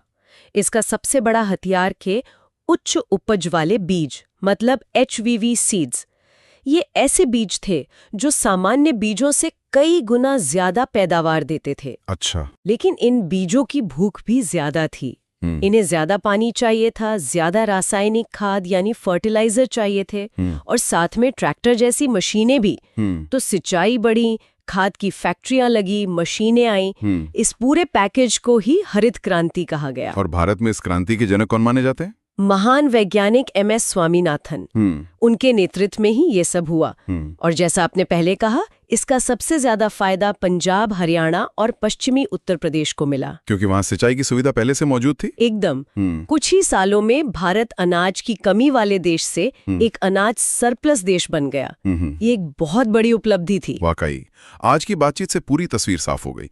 अगर हम इसे जल्दी से दोहराएं तो मोटा मोटा ये है कि मॉनसून की फसल है खरीफ, और सर्दियों की फसल है रबी। गोल्डन फाइबर कहा जाता है जूट को, और काली मिट्टी की मुख्य फसल है कपास। बिल्कुल। चावल का सबसे बड़ा उत्पादक है पश्चिम बंगाल, और गेहूं का सबसे बड़ा उत्पादक है उत्तर प्रदेश। और हरित क्रांति का संबंध है खाद्यान्न उत्पादन से। ये एक बेहतरीन सारांश है। ये दिखाता है कि हमारी थाली में आने वाला हर दाना कितनी लंबी कहानी कहता है। तो इसका मतलब यह है कि हमारी थाली में जो भोजन है वो भूगोल, जलवायु और विज्ञान का एक मिलाजुला नतीजा है। बिल्कुल। और अंत में श्रोताओं के लिए सोचने के लिए एक बात, हरित क्रांति ने हमें खाद्य सुरक्षा दी, देश को आत्मनिर्भर बनाया, इसमें कोई शक नहीं। लेकिन हमें ये भी सोचना होगा कि रासायनिक खादों और पानी के बेतहाशा इस्तेमाल का हमारी मिट्टी की सेहत पर और हमारे भूजल स्तर पर लंबे समय में क्या असर पड़ा है। ये वाकई एक बहुत महत्वपूर्ण सवाल है, क्योंकि हर समाधान अपने साथ नई चुनौतियां लेकर आता है। उस वक्त पैदावार बढ़ाना सबसे बड़ी जरूरत थी, लेकिन अब शायद उस पैदावार को टिकाऊ बनाना, सस्टेनेबल बनाना, उससे भी बड़ी चुनौती है। सही कहा आपने। भविष्य की खेती का रास्ता इसी संतुलन को साधने से निकलेगा, और ये एक ऐसी बहस है जो आज भी जारी है। आज की इस गहरी और जानकारीपूर्ण चर्चा के लिए आपका बहुत बहुत धन्यवाद। धन्यवाद। जय हिंद, जय भारत। जय हिंद दोस्तों। आज हम उन चीजों की कहानी में उतरेंगे जिनसे आधुनिक भारत बना है। ये वो खनिज और ऊर्जा संसाधन है जो हमारी ट्रेनों की पटरियों से लेकर हमारे घरों की बिजली और हमारे हाथ में मौजूद फोन तक हर चीज की बुनियाद है। बिल्कुल, ये सिर्फ जमीन के नीचे दबे पत्थर या तेल नहीं है। ये दरअसल हमारे देश की औद्योगिक ताकत और आर्थिक विकास की कहानी है। तो आज की हमारी पड़ताल इसी कहानी को परत दर परत खोलेगी। हम देखेंगे कि भारत की जमीन के नीचे कौन कौन से खजाने छिपे हैं। पहले बात करेंगे धात्विक खनिजों की, यानी वो धातुएं जो उद्योगों की रीढ़ है। फिर देखेंगे उन अधात्विक खनिजों को जो चुपचाप हमारी जिंदगी को आसान बनाते हैं, और आखिर में हम ऊर्जा के उस विशाल ताने बाने को समझेंगे जो देश को चलाता है, पारंपरिक स्रोतों से लेकर भविष्य की नई तकनीकों तक। और हम सिर्फ क्या और कहां पर नहीं रुकेंगे, बल्कि क्यों और कैसे को भी समझने की कोशिश करेंगे। तो चलिए शुरू करते हैं।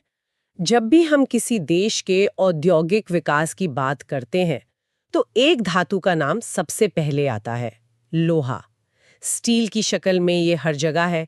हमारे स्रोत बताते हैं कि भारत में लौह अयस्क यानी आयरन ओर की कोई कमी नहीं है। लेकिन क्या हर अयस्क एक जैसा होता है? इसकी क्वालिटी में भी फर्क होता है क्या? ये एक बहुत जरूरी सवाल है। देखिए, अयस्क की क्वालिटी इस बात पर निर्भर करती है कि उसमें शुद्ध लोहे की मात्रा कितनी है। इस मामले में हेमेटाइट को सबसे बेहतरीन माना जाता है, जिसमें लगभग 70% तक लोहा होता है।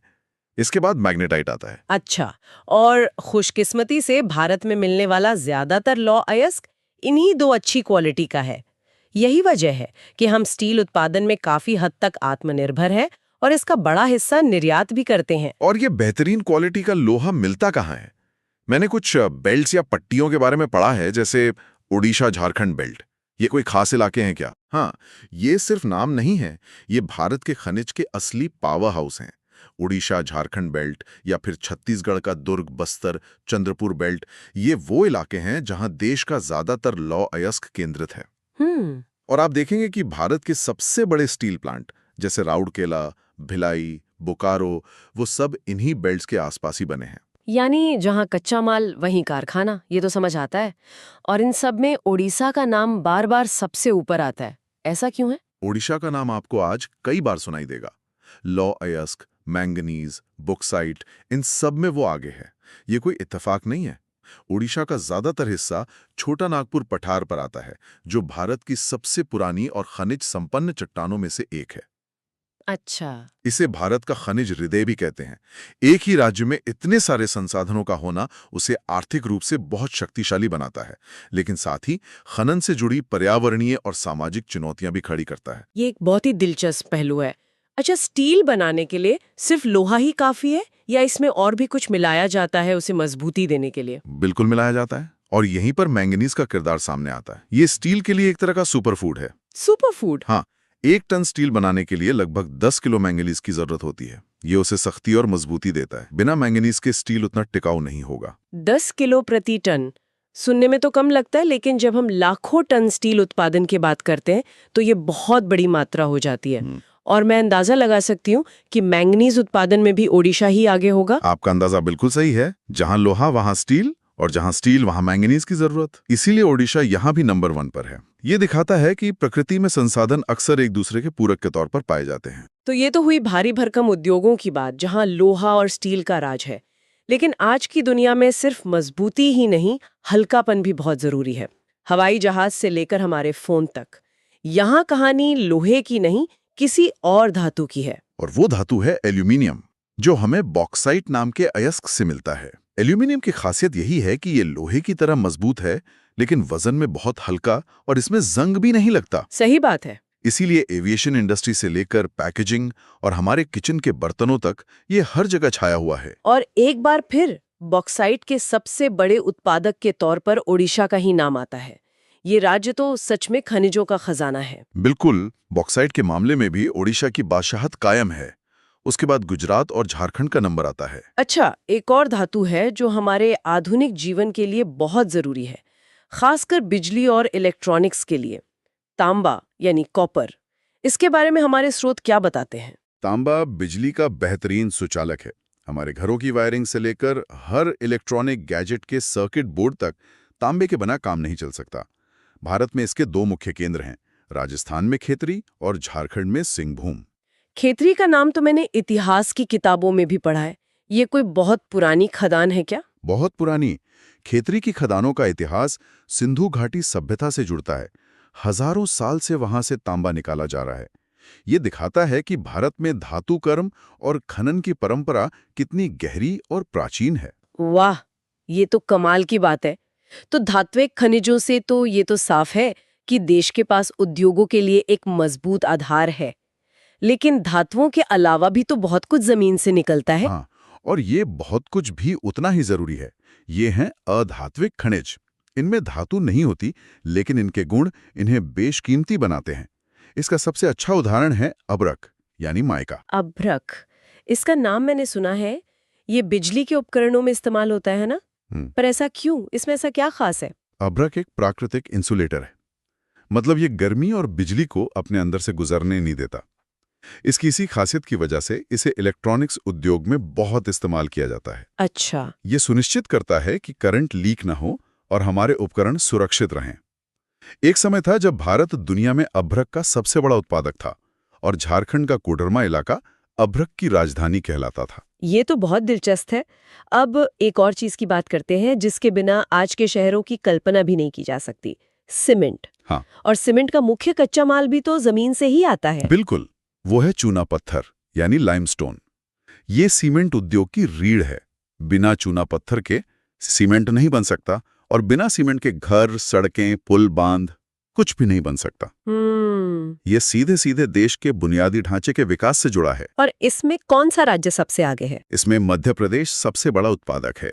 अब देखेंगे कि देश के जितने भी बड़े सीमेंट प्लांट हैं वो सब चूना पत्थर की खदानों के आसपास ही स्थित होते हैं, ताकि कच्चे माल की ढुलाई का खर्च कम से कम हो। तो हमारे पास देश बनाने का सामान तो आ गया, पर इसे चलाने के लिए जो ताकत चाहिए, जो ऊर्जा चाहिए, वो कहाँ से आती है? यहीं से हमारी कहानी का दूसरा और शायद सबसे महत्वपूर्ण हिस्सा शुरू होता है। ऊर्जा संसाधन। इन्हें हम दो मुख्य हिस्सों में बांट सकते हैं। एक है पारंपरिक स्रोत यानी कोयला, पेट्रोलियम, प्राकृतिक गैस, जिनका हम दशकों से इस्तेमाल कर रहे हैं। और दूसरे हैं गैर पारंपरिक स्रोत जैसे सौर ऊर्जा, पवन ऊर्जा, जिन्हें हम भविष्य की ऊर्जा मानते हैं। तो पहले पारंपरिक स्रोतों की ही बात करते हैं। और जब हम भारत की ऊर्जा की बात करते हैं तो एक नाम सबसे पहले आता है, कोयला। आज भी हमारी बिजली का एक बहुत बड़ा हिस्सा कोयले से ही बनता है। हाँ, कोयला भारतीय ऊर्जा व्यवस्था का वर्कहॉर्स है। लेकिन कोयले की भी अपनी किस्में होती हैं। इसकी गुणवत्ता उसके कार्बन कंटेंट और नमी से तय होती है। सबसे अच्छी क्वालिटी का कोयला एंथ्रोसाइट होता है, जिसमें 90% से ज्यादा कार्बन होता है और वो लगभग बिना धुएं के जलता है। इसे काला हीरा भी कहते हैं। तो क्या भारत में ये काला हीरा बहुत मिलता है? दुर्भाग्य से नहीं। एंथ्रोसाइट हमारे यहाँ बहुत कम है। भारत में जो सबसे ज्यादा मिलता है वो है बिट्यूमिनस कोयला। अच्छा। इसमें कार्बन 60 to 80% होता है। ये हमारे थर्मल पावर प्लांट्स के लिए अच्छा है, लेकिन इससे राख और प्रदूषण भी ज्यादा होता है। यही वजह है कि स्टील प्लांट में लगने वाले खास किस्म के कोकिंग कोल के लिए हमें दूसरे देशों से आयात पर निर्भर रहना पड़ता है। ये तो एक बड़ी चुनौती है। और भारत के मुख्य कोयला क्षेत्र कौन से हैं? मैंने झरिया और रानीगंज के बारे में सुना है। झरिया जो झारखंड में है और रानीगंज पश्चिम बंगाल में, ये भारत के सबसे पुराने और सबसे बड़े कोयला क्षेत्र हैं। देश के औद्योगिक विकास की पूरी कहानी इन खदानों से निकले कोयले पर ही लिखी गई है। कोयले के बाद आता है पेट्रोलियम यानी कच्चा तेल, जो हमारी गाड़ियों को चलाता है। भारत में तेल की कहानी कहाँ से शुरू होती है? भारत में तेल की कहानी असम के डिगबोई से शुरू होती है। ये एशिया की पहली और दुनिया की सबसे पुरानी ऑपरेटिंग रिफाइनरी में से एक है। अच्छा। जी हाँ, जहां 1901 से उत्पादन हो रहा है। लेकिन आज भारत का सबसे बड़ा तेल क्षेत्र जमीन पर नहीं बल्कि समंदर में है। आप मुंबई हाई की बात कर रहे हैं? जी हाँ, मुंबई हाई मुंबई के तट से करीब 160 किलोमीटर दूर अरब सागर के बीच में है। जरा सोचिए, समंदर की लहरों के बीच एक विशालकाय प्लेटफॉर्म खड़ा करना और फिर समुद्र की सतह के कई किलोमीटर नीचे ड्रिल करके तेल निकालना। ये इंजीनियरिंग का एक चमत्कार है और ये भारत की ऊर्जा सुरक्षा के लिए बेहद महत्वपूर्ण है। और तीसरा पारंपरिक ईंधन है प्राकृतिक गैस। स्रोतों में से सबसे स्वच्छ जीवाश्म ईंधन कहा गया है। इसका क्या मतलब है? यहाँ सबसे स्वच्छ एक तुलनात्मक शब्द है। मतलब ये कि जलने पर यह कोयले और तेल की तुलना में कम कार्बन डाइऑक्साइड और दूसरे प्रदूषक छोड़ती है। लेकिन ये याद रखना जरूरी है कि है तो ये भी एक जीवाश्म ईंधन ही और पूरी तरह से स्वच्छ नहीं है। सही बात है। इसे हम पारंपरिक और नवीकरणीय ऊर्जा के बीच एक ब्रिज फ्यूल या सेतु ईंधन की तरह देख सकते हैं। ये बहुत जरूरी बात है। तो कोयले और तेल पर हमारी निर्भरता साफ है, लेकिन भविष्य का रास्ता तो कुछ और ही लगता है ना? यानी गैर पारंपरिक ऊर्जा। बिल्कुल, और इसमें भारत के पास अपार संभावनाएं हैं, खासकर सौर ऊर्जा में। हमारे देश में साल के ज्यादातर दिन भरपूर धूप रहती है। राजस्थान और गुजरात जैसे राज्यों के विशाल बंजर इलाके बड़े बड़े सोलर फार्म लगाने के लिए आदर्श हैं। और पवन ऊर्जा का क्या? मैंने हाईवे पर सफर करते हुए बड़ी बड़ी पवन चक्कियां देखी हैं। पवन ऊर्जा में तमिलनाडु देश का सबसे बड़ा उत्पादक राज्य है। तमिलनाडु के लंबे तटीय इलाकों में साल भर तेज हवाएं चलती हैं, जो पवन ऊर्जा के उत्पादन के लिए बेहतरीन माहौल बनाती हैं। सौर और पवन के अलावा एक और ऊर्जा स्रोत है जो शक्तिशाली तो है पर थोड़ा विवादास्पद भी है, परमाणु ऊर्जा। हाँ, परमाणु ऊर्जा एक दुधारी तलवार की तरह है। यूरेनियम या थोरियम जैसे खनिजों की बहुत थोड़ी मात्रा से ये बेहिसाब बिजली पैदा कर सकती है। लेकिन इसके साथ परमाणु कचरे के निपटान और सुरक्षा से जुड़ी गंभीर चिंताएं भी हैं।